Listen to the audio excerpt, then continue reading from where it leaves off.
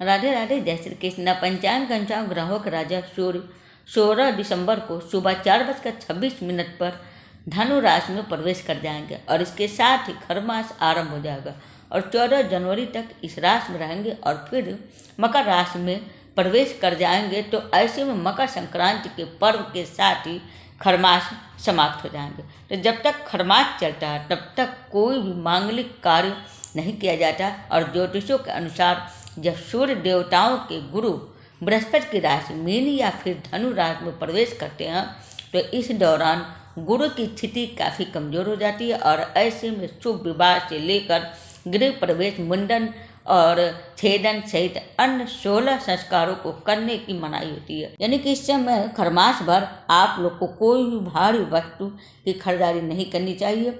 और दूसरा, आपको खरमास जब तक चल रही है तब तक उस समय कोई भी नया काम शुरू नहीं करनी चाहिए। पहले से शुरू कर चुके हैं, मकान बनवा रहे हैं तो आप बनवा सकते हैं, लेकिन खरमास के स्टार्टिंग में मत शुरू करिएगा।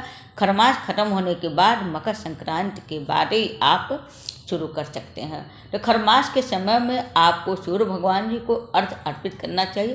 तांबे के लोटे में आप जल डालकर और उसमें फूल, सिंदूर, अक्षत मिलाकर पूरे 1 महीने तक, खरमास तक आपको अर्घ देना चाहिए। उसके बाद जप, तप और दान का इस महीने में बहुत ही ज़्यादा महत्व मिलता है। इन कार्यों को करने से कई प्रकार के दोषों से मुक्ति मिलती है। खरमास में कम से कम एक बार किसी पवित्र तीर्थ स्थल की यात्रा अवश्य करनी चाहिए।